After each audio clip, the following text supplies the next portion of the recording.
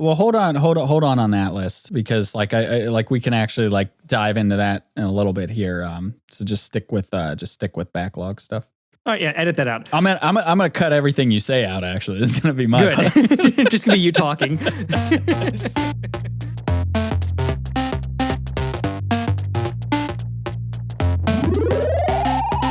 Hey everyone, welcome back to the podcast. I'm Dustin.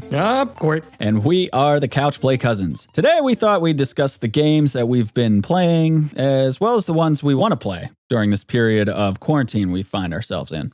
And also, I'm digging into the back of the fridge at this point in time for some Weyerbacher beer with some, I would say, questionable expiration dates on it because... to be fair, it's been quarantined in my fridge for too long. You start seeing the yeast floating around in the beer. How about you? What are you drinking? I decided to go with Basil Hayden's Rye. Still have a steady batch of that. Always a good choice. Yeah, you're going to hear a lot of repeats. I'm sure here pretty with all this shit in the bottom of the barrel. Yeah. And then I'm just going to get sicker as time goes on because I'm just drinking all the old shit out of my fridge. Start fermenting your own beer. I don't know what I'm drinking right now. Next episode, it's like, okay. Like 5 episodes from now. Today we're drinking our own piss. So, okay, let's dive in. Our little quarantine or our so-called, it's like our desert island list almost here. But 28 days later list. Yeah. So what are you currently playing to pass the time? So I kind of had to make a little bit of a list here, literal list myself, because I've been playing a decent number of things. So first of all, my big piece of news is I finally platinumed. I 100% at Kakarot. That took me a good bit of time. Yeah, and your reward? Nothing. Nothing. No, that was just I kind of stuck it to myself because I was like, that's a big piece of my childhood. Yeah, that anime series, and I was like. There's so many things like about that game that like were annoying, the repeat quest and things like that. It was kind of like I felt like it was such a big part of my childhood. I was like I drug myself through it and got that. You got your money's worth. You can say that for sure. Exactly. Another noteworthy one I've been doing is Psychonauts. Oh yeah. Cult I kind of forgot about that game. You know, the funny thing is I got it off of Steam. It really is like not optimized very well at all. Oh, really? Like it doesn't support widescreen at all. It's not even recordable. That's funny. I've always found it kind of ironic that like PC games take the longest time to come out and the longest time to optimize for because it's like you're building games with PCs. I don't know. Like I'm sure that gets into like like engines and different types of things, but I've always just found it kind of ironic. Yeah, the irony of it. But Psychonauts. I thought it's been a really fun experience too. Another game I played a long time ago. I saw it on Steam on sale, and I figured why not. And also because rumors segue into our old podcast. They're actually supposed to be coming out with a second one soon. Either way, that's been another fun one. And the last one I've been kind of dabbling with is Call of Duty Modern Warfare, the kind of remastering, remaking, reskinning of it. I don't know what it is. Yeah, the remaster. I've never been a Call of Duty person. I've always been a Battlefield person. But you know what? I got it for cheap, and I figured I'd give it a try. So that's another one I've been dabbling in. Well, I've never been a Call of Duty person, but the campaigns were always great. Yeah. So I can't shit on them too much for that. Yeah, no, that's the current ones I've been kind of delving with. Kakarot took a big chunk of time, and now I'm finally jumping into some of these other ones, dabbling a little bit here and there. Yeah. I've been playing a decent amount of Rocket League. Always play Rocket League. Yeah, new kids. That's the game that just doesn't quit, It's the one that just loves you and keeps on loving you. So I've been doing a good chunk of that. And then I've actually I just started replaying Ori and the Blind Forest. Oh, that game looks beautiful. Yeah, because I'm trying to I don't know if I want to necessarily say 100% it, but like I want to get as close to 100% as I can be bothered to. If that makes sense. Because I'm trying to move on and play Will-O-the-Wisps, but before I do that, I kind of want to give myself a refresher and try to sort of like get the most out of the first game before I did that. Understandable. Just because it kind of looks like a natural successor and I just don't see myself going back to it afterwards. So I figured, you know what, I'll just do it now. But yeah, it's kind of like funny because it's been a while since I played it. And it's one of those, like, it's it's such a beautiful game, and it's like, I know it's not underrated. Like, everyone that plays it loves it, but like, I still feel like not enough people play this game because it's in my opinion, it's one of my favorite platformers ever. And it's just like kind of low key under a lot of people's radars anyway. But yeah, it's a great game. And then I've been playing through the Final Fantasy VIII remaster. Oh, nice. Yeah, I had this like nostalgia wave of like, I just wanted to play the card game. So, that was a good one. Yeah, most of the time is I've been playing the card game, and it's actually kind of funny because I always, I guess at this point in time, like maybe I'm just like over the story or something, but it's just like it's not resonating with me as much as it did when I was a kid. So I'm on. Was your Final Fantasy VIII your least favorite one out of all of them? Well, it depends. If you're talking about like up to the most recent, like it's still miles better than like 15 and stuff in my head. But yeah. But of the old school ones, like probably of like 7, 8, 9, and 10. It's probably on the bottom of that list. But I still always liked it. But now I'm just like, I don't know. I'm not as into it as much now. Like I'm definitely enjoying the card game aspect of it. But I've found myself, because I just got to disc 3, and I found myself starting to finally fast forward and just cheat through all the battles. Because like with these remasters, they put in they bake in like the 3x speed, the no battles, and then the unlimited, like basically like invincible mode. So I found myself just putting that on from time to time now, just going, fuck it, I kind of just want to get through this and play the next card game. But I'll muscle through it. But nice. I've used up a bunch of my eShop points because I always forget that they expire. And you have to like use them within like 30 days or some shit. I went on there just kind of frantically looking around because I only had like $6 at this point in time. So I probably like threw so much money away. And then I was able to get the Escapist 2 essentially free. I think I got it for like 79 cents. The eShop had a really good sale. Yeah, they got they got a big sale still going on right now, which is pretty cool. But that's like a game that like I've always thought was pretty interesting. Like Team 17 has their hands on it, and Makers of Worms and shit. And I thought the first one, I think I played a demo of the original Escapist, and I thought it was pretty neat. So I thought I'd give this one a go since it was essentially free. And I booted it up. I played it for about 5 minutes, and then quickly kind of felt overwhelmed and just turned it off. I don't know. We'll see if I go through with it. I might dabble here and there, but it's definitely neat. There's something about the way in which it controls, like the control scheme, at least when it comes to the Switch version. I'm just like, it's a little over. It's just like kind of all over the place, and it's bothering me. And then finally, have to admit it, I have to drop the bomb. I've been playing Animal Crossing. I was waiting for this, actually. Yeah. So as I'm a little ashamed, as probably one of the most anti-Animal Crossing person out there. It's a little shameful to have to like come out and admit that. But the story here is someone had sent this game to me. Well, find it, you son of a bitch. Yeah, I can't figure out who did it. There's like we figure it's got to be someone that we know. I thought for a while we thought it was one person, but then we found out it wasn't them, or at least like they're not admitting it. And then there's a couple other people I suspected, and I just if it is any of them, none of them are admitting it. People are keeping really tight lips over this. Yeah, so it's weird because it's like it's one of those things. Like I thought like maybe we could like stream it, but then I thought, oh fuck it, let me just turn this thing on and see how things move before I even like make that determination. And then it started out like I was fucking around and just joking around with it, but then as these things go, I just like it slowly started sinking its claws into me. Oh, and no. I'm a little ashamed to say I might be hooked. But this is a big deal because most people out there don't know, but Dustin's been like vehemently like denying and like he's been trying his damnedest to not play this game. And for him to say that's like I don't know, you admitting your deepest darkest secret. Yeah, this one's bad because like I was a major anti Animal Crossing person, and so to come out and talk about this is just it's a little bit surreal. Yeah. So whoever's at home, once they hit, they'll just be rubbing their nips, going, "Oh yeah, one more for the fold." Yeah, but I've been playing. I figured while I played it, I've been capturing a little bit of footage. So sometime soon here, I'll probably put out a video about my initial reaction and take on it, because this is the first time I've ever touched one of these games. So hopefully I'll put something on that here pretty soon. But we'll see. I don't know if it's one of those games, like I still don't think it's like very streamable. I don't know.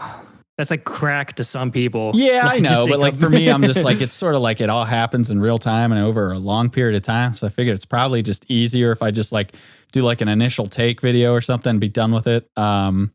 It's surprise. It's, you know what? It's one of those things where I say, you know what? Like, even if there's like one fucking 16th of you are even remotely interested in this game or you know, intrigued, I would say do it, because if this thing's hooking me and I was like, I'm normally not at all into simulation games, like ever. And for some reason though, and it might be the real time aspect of it, but I would it's say not the cute little animals. no, that's actually the thing that I hate about it is the art style. Like I actually really do not like the art style. I don't like the over kitty, you know, dialogue and that's where I'm just like, shut up. And, you know, like I fast forward through a lot of like the dialogue stuff to get to the more important shit. But yeah, no, it is one of those things. Like if this thing can turn me, it can turn you too, maybe, probably. I don't know. Fuck it. Anyway, It's a good life lesson, I think, when gaming. You're right. You hit the nail on the head. If there's a game out there that you're like, no, fuck that game. Fuck that game. I refuse. Like, it's with me with Call of Duty. I've always used to like shit on Call of Duty players for the longest time, but I tried the new Call of Duty and it's okay. It's not bad. Yeah. So if there's anything out there you ever considered, you know, or even like just if there's a game that you think you hate, you've never touched it, just touch it. And see if all that just touch it, just grab it. I hope someone like tuned in right now. Like yeah, right there. Wait, I like this is live, but like I hope like someone like skimmed through the video and just landed right on that. Just touch it. But yeah, you might be pleasantly surprised, and a lot of your biases to this game might be completely unfounded. Just the tip. The tip. No, I mean it is. I mean that's somewhat of a philosophy I try to live by, is like before I shit on something, I usually do try it. And a lot of times, even when I diss stuff, like when I've dissed this stuff in the past, I've always said like, you know, like that's cool for people that are into that, you know, I'm just not. But like, and then if I try it and it's garbage, then I'll be a little bit more adamant about it. But this time around, I can say, well, you know what? You win, universe. But yeah, that's what I mean. Like even like I was not at all, like I had no interest at all, and if this thing was not sent to me, I would have never played it. Man, that person who hears this is gonna just they're coming their pants right now. They're just touching it right now. Yeah. But that's why I'm saying, like, if you're even remotely interested, like not even interested, like if you're even like somewhat curious, I would say you're probably going to get into it. But anyway, I don't know. Moving on. All right. Let's stop talking about this. So how about, okay, so that's the end of my list. And that's what we're currently playing. What about the gaming backlog that you haven't touched yet, and why you haven't touched it? Okay. There's a lot of touching references. Yeah, there's a lot of touching going on.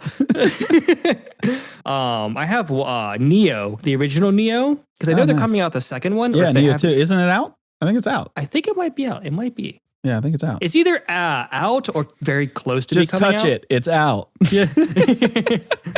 But the original Neo, because I played Bloodborne and I tried going through it. And it wasn't one of those things where it wasn't like a get good thing. I was able to, beat some of the bosses and stuff, but something about the mechanics and stuff just never, felt great for me. And Neo was kind of like a watered down, less painful version of Bloodborne.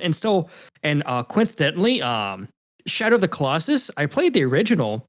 Ooh. And I have the remake. Yeah. And the mechanics of Shadow of the Colossus are, while they're different, it's still kind of like that dodging mechanic, climbing. There's a weird similarity to it. I don't know how to put my hands on it. But other people are be like, what the fuck are you talking about? There's nothing similar. Some of the mechanics that, are a little bit samey to at least I feel. And that's why I think those two haven't really jumped out at me yet. The Sinking City was one that I have in my rack here that I played a little bit of it, but the storyline seemed intriguing because it's very Cthulhu-esque. I don't know, it's just the mechanics of that one too seemed kind of clunky.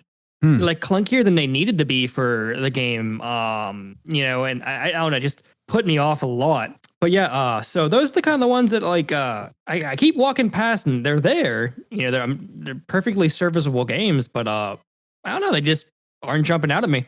I actually I don't have a huge backlog because I'm not like one of the people that buy everything that like interests me. Like I figure by the time I usually am interested enough to jump on a lot of games, like at that point it might be on sale. So like if I'm just kind of on the fence, like I'll just let it ride for a bit. So I actually don't have a huge backlog of things that I haven't touched yet, but one of them is the Turok remasters. So I got those, as a nostalgia blast for the Switch, and I got the limited run versions, like the physical cartridges and stuff, just because. Oh, nice. Yeah, I was like, wow, this is gonna be worth something maybe someday, probably not.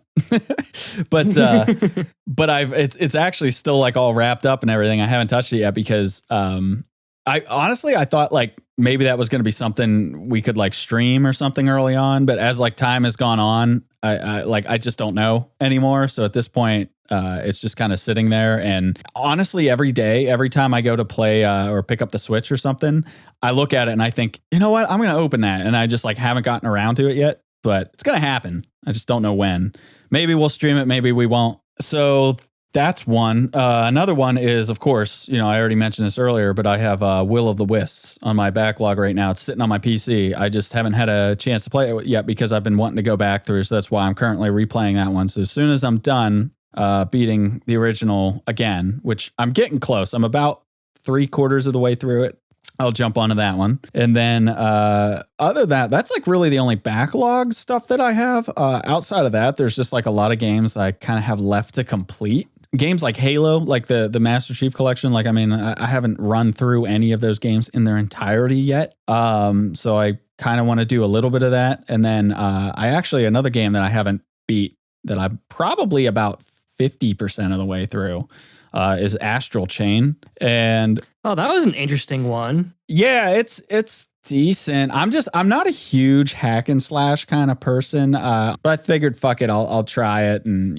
so I picked it up, and it's okay. I'm not super in love with it. Like the battle stuff, like the amount of controls and depth is like maybe a little bit more than I'd like. Like it's like a little bit too much to manage going on at once. But and again, I'm not a very hack and slash person. But even still, it's okay. It's fine. So like it's one of those like I kind of just want to complete it because I did get so far, and then I can just shelve it and be done. And then I've never finished Horizon Zero Dawn. That was a good game. It was, and I think I got about I got a good bit way through it. I want to say like anywhere between 50 and 70, somewhere in that bracket. It's just one of those, like I picked it up, and at the time that I got it, like there was so much other stuff, and I just sort of drifted away from it. And then it's just become like less desirable as time has gone on to go back. I mean, I figured I got most of like the energy out of it at that point anyway. So it's just like I kept finding excuses not to go back to it. I also hate to say, because I actually played it. I remember when that game came out, everybody compared, couldn't like look on YouTube without seeing comparison videos between like that and Breath of the Wild. And I was one of the people that like played that way after Breath of the Wild. And it's one of those things, like it's sort of hard to go back to it after playing Breath of the Wild, because Breath of the Wild, like the way in which it's open, like the way in which you can climb anything and soar everywhere. When I tried playing that game, it was like I just ran into invisible wall after invisible wall, that it was more bothersome. So it's one of those, like it was kind of a victim of when I played it. So it's it's not like anything I'm putting down the game. Like it's still a great game. It's just so happens. All I'm saying is it was just, for me, that game was sort of a victim of the time period of when I played it, because I played it after Breath of the Wild, and which just made it feel very restrictive because of that. Yeah, understandable. But yeah, still a great game. And so it's one that like I do kind of feel like deserves to get beat. So I'm gonna try to get through it and beat. I think I heard some kind of rumor too that the people that built it, the Killzone people, what are they called again? Guerrilla Games. Yeah. So they're apparently getting set to release or like make an announcement. So like a lot of speculation says maybe it's a sequel. So we'll see. That's interesting. Yeah, and if that's the case, I'll definitely want to have beaten the original first. So yeah, that's pretty much it. I mean, not too many backlog things for me. It's more of just like a completion, especially like when you play so many games. It's like it's easy to sort of like get through the majority of one, and then it's easy to sort of convince yourself, yeah, okay, I can start playing that other game now, you know. But yeah, so yeah, it really is easy to like partially leave one. You're like, oh, I'm almost done with it. You know, I'll go. It'll take me like 2 hours, and you never come back to it. yeah. Are there any games that you given thought to like maybe retrying, like games that you like didn't like or didn't really give enough effort the first time around that you think's maybe worth a second chance? You know, I was looking through, and to be honest, I haven't had too many duds this year. Well, it doesn't have to be this year. I mean, I'm talking about in general. Okay. Assassin's Creed Origins. I was interested in possibly giving that one a little more of a go. Originally, I tried it, and it wasn't much like the other Assassin's Creeds, where Assassin's Creed Origins, a little bit more of an RPG system to it, and it took a big change up, and it was a lot of people loved that, and I was kind of like iffy about it. So going and finishing that one up, I think might be one that I'm considering doing. I know I just kind of talked about Bloodborne being one that I didn't really like too much. I was going to give that one another chance because it is a game that mechanically it has a big difficulty curve to it, and I made it through half of the game. And I think I might want to give it another chance, just to either just finish it up, or it felt very repetitious. You have to keep going back to the same areas over and over and over again. You know what I mean? It's a weird kind of grind to it. And it just didn't feel like it stroked that kind of, power curve that I like to see. I like to see advancement, and I like to see change. It just, every time you go into this an area, all those enemies are back there again. It just didn't feel like I did anything. Yeah, well, maybe you'll find a new love or appreciation for it then on the second time maybe. around. I'll Some of the mechanics on them seem good. Yeah. So there's really only one game that I've been thinking about giving another chance to, because this is another game that I currently have it sealed, and I picked it up whenever it came out, and that was because I had a feeling like I'd want to try it one more time, and that's Final Fantasy 12 Remaster. I did not like that game when it came out on the PS2. It was, of course, like 10 came out, loved 10. And then there was 11, which was online only. I never got into that. And then this game was so this game was sort of like the follow up after 10 for me.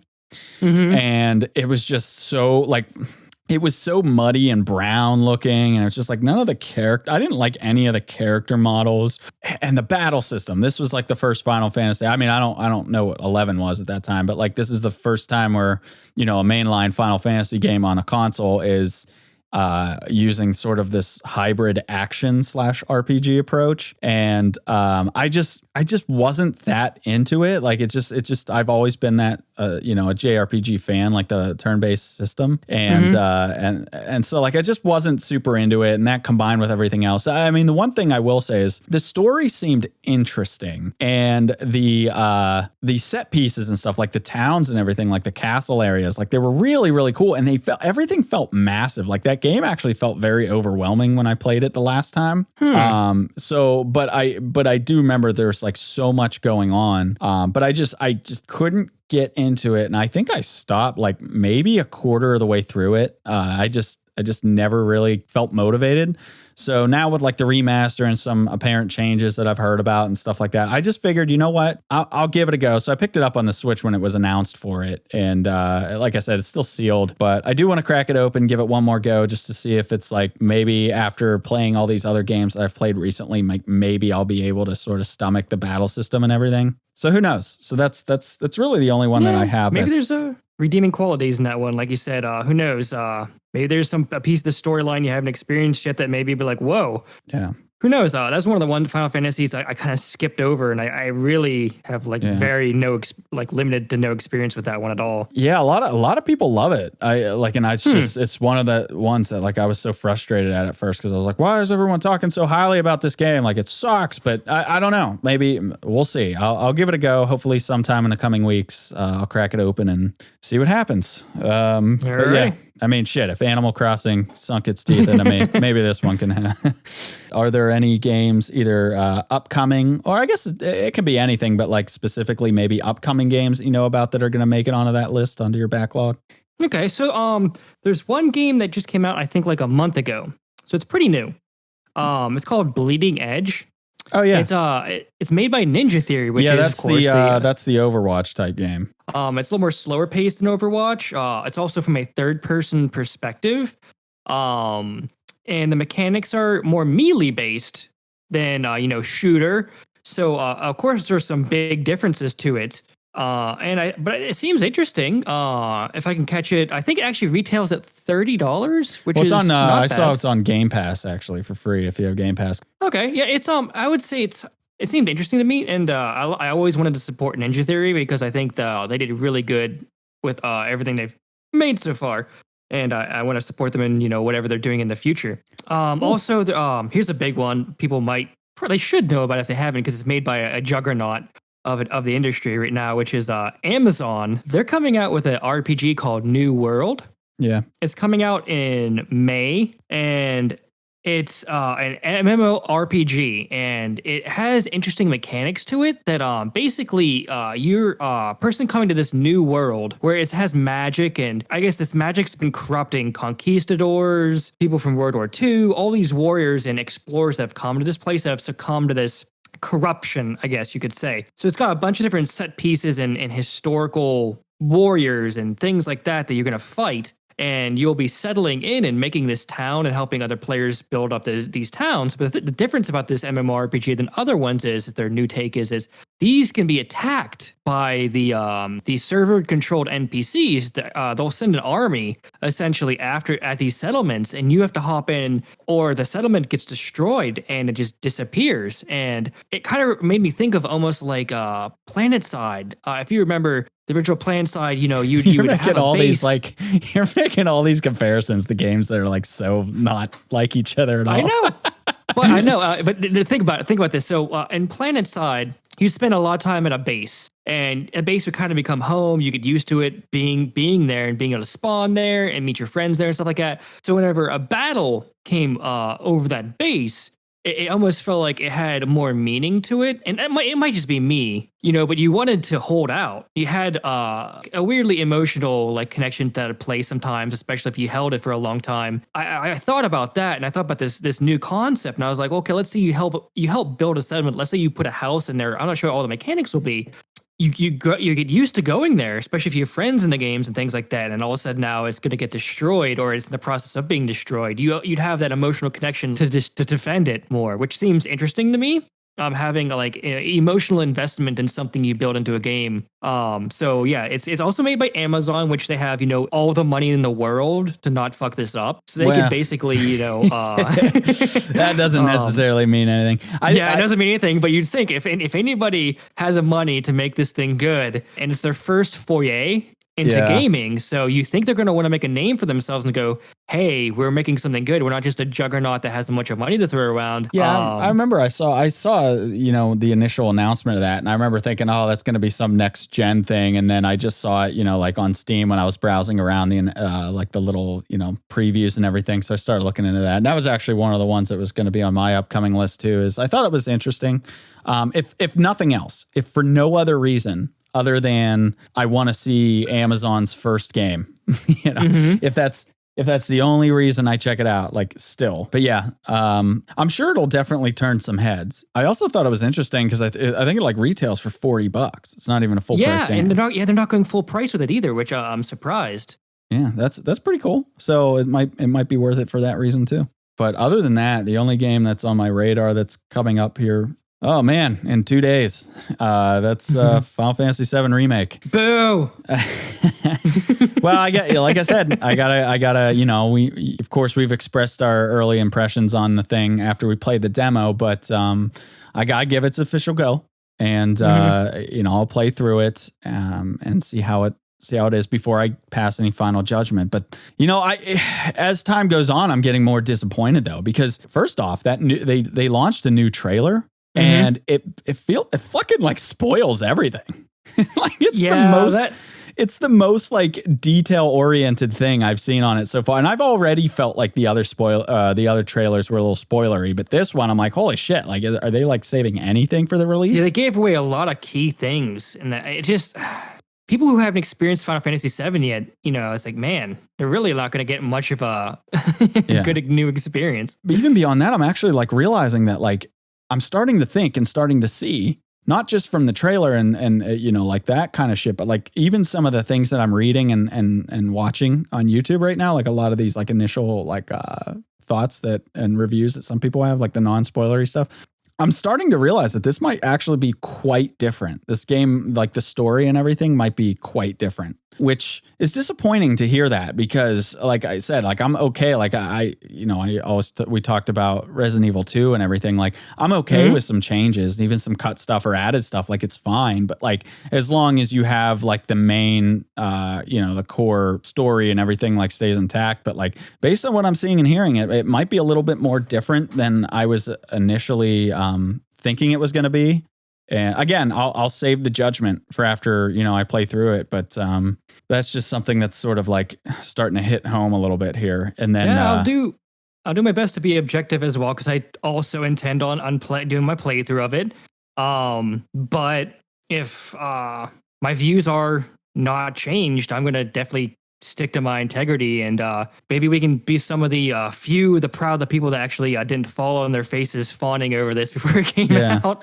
Well, it's so funny because I think I made a Twitter post on this earlier too, but like I wonder how many of the people that are freaking out are like fucking posers anyway, because like I remember watching all those live reaction videos on YouTube to Cloud and Smash Brothers, and nobody figured out what the game was until the main theme picked up. Like nobody could figure it out just from the stars and Mako at the beginning. Nobody figured it out. And I was like, these guys don't fucking know Final Fantasy VII. You'd instantly know within like 2 seconds. But yeah, it's just, it's definitely like one for the new generation for sure. But I was also really, really surprised now that it's in people's hands and there's like official photos that the official title is just Final Fantasy VII Remake. I'm really surprised that they didn't subtitle it, and it's kind of annoying too, because it's like it's not actually Final Fantasy VII. It's like the very first. It's like 1/8 of the game. Yeah, it's like part 1 of. And who knows games. How many it's going to take? It might take 15 years to get all the parts out. Like, and that's a journey that like it's just kind of unfortunate. So it's like, then how are they even going to structure and title the next ones? Like, but then I started actually thinking about that, and I kind of had a realization, like, given how long this one has taken to come out, and given how like small of a percentage this is of the game, which by the way, I was also surprised to learn that if you're doing like a pretty just straight run through, it's only like a 20 to 25 hour long game. Oh man, that's so disappointing. Yeah, like apparently like you can do a lot of extra side quests and stuff, and you can pad that out to about 60 hours. But I'm like, that still seems kind of short for, like the history and the length of everything.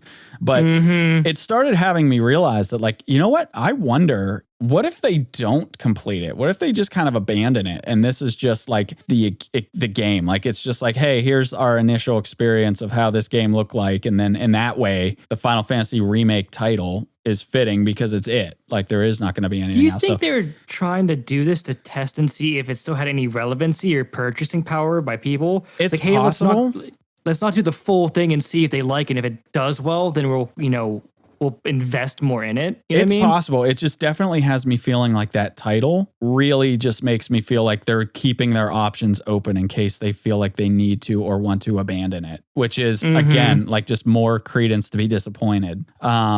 Anyway, I'll try it. I'll run through it. I really at this point have low expectations. I'm going to try to walk into it as, as fresh as I can. But, I heard somebody say, I either heard it or read it, I can't remember. Somebody said that you have to really remove yourself from the original to fully appreciate it. And I just thought to myself, well, then that's kind of bullshit, right? Like, doesn't that kind of defeat the purpose of a when remake? I heard you say that, I'm like, I'm sorry. That's like literally the dumbest thing I've ever heard. Yeah, it's just like, to me, I'm thinking, no, wouldn't you, like, isn't the whole point so we can kind of go relive our experience? And I know that there's many schools of thoughts on how you accomplish reliving an old experience, but like, to me, I'm just thinking, I don't know. I'm getting more and more disappointed as time goes on, not more excited like most people seem to be getting. It's like someone saying, hey, you remember that restaurant you really love to go to? Well, you really love this restaurant. It's just like it, except when you go there, nothing's the same. Yeah, Anyway, no, that's actually funny. That's a good way of putting it. But it's you know what, I'll just say this: don't be surprised if once this game comes out, we make a review about how much we hate it. But that being said, Animal Crossing. So maybe it'll win me over. I don't know. I'm reserving my opinion until I play it. But at this point in time, my hopes are dwindling. And then the only other thing that's like I kind of want to play through is the Resident Evil 3 remake. True. But I'm actually holding off for a sale for that one. I did not think that was going to be a full retail game. I mean, I kind of suspected it could be, but I was kind of surprised to see that it did get the full resale value. Yeah, man, $60. Yeah, because I played the original. I know the original was short. I knew it was going to be short, especially because think about how long it took them to turn around Resident Evil 2 remake, and then this one they pumped out a year later. Like, to me, like, I knew that it was going to be short and less substantial, and I'm okay with that. I have no problem with that. I think it looks great, and the demo was a lot of fun. But at the same time, like, I just don't feel like it deserves to be 60. So I'm just going to hold off on that one. 20 or 30, maybe. I mean, even like, 30 for sure. But I'd pay 40. I would say 40 would be because I understand with the development costs and all that kind of like. Yeah. And plus, like the markup costs that you can kind of expect, especially with Capcom. But you know what?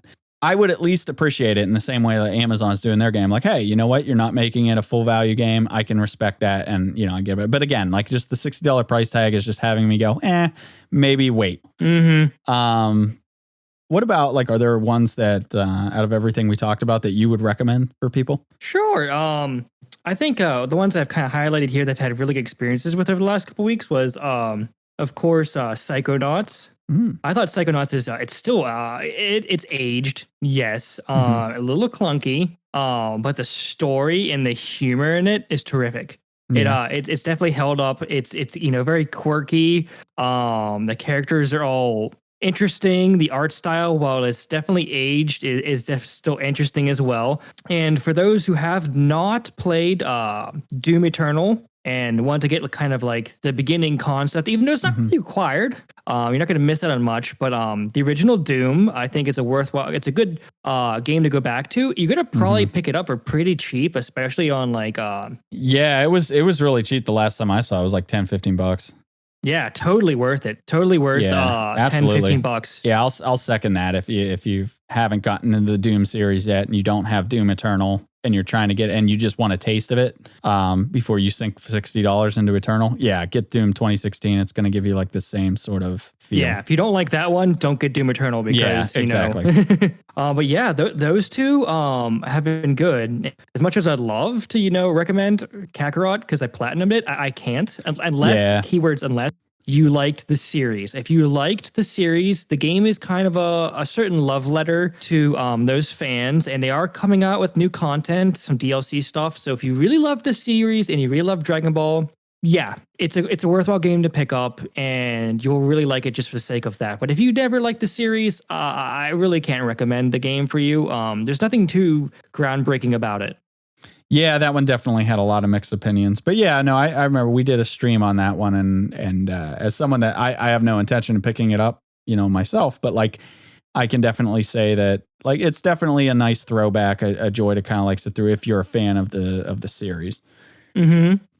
I would have to recommend, like I said, I second the Doom and Doom Eternal. If you have Doom and haven't played Doom Eternal, and definitely do it. It's great. But highly recommend the Ori games. I mean, I can't recommend those games enough. I mean, if you're a fan of platformers at all, like so many people out there talk about like Hollow Knight and all this other shit, but like play Ori. It's like if Pixar made a 2D platformer.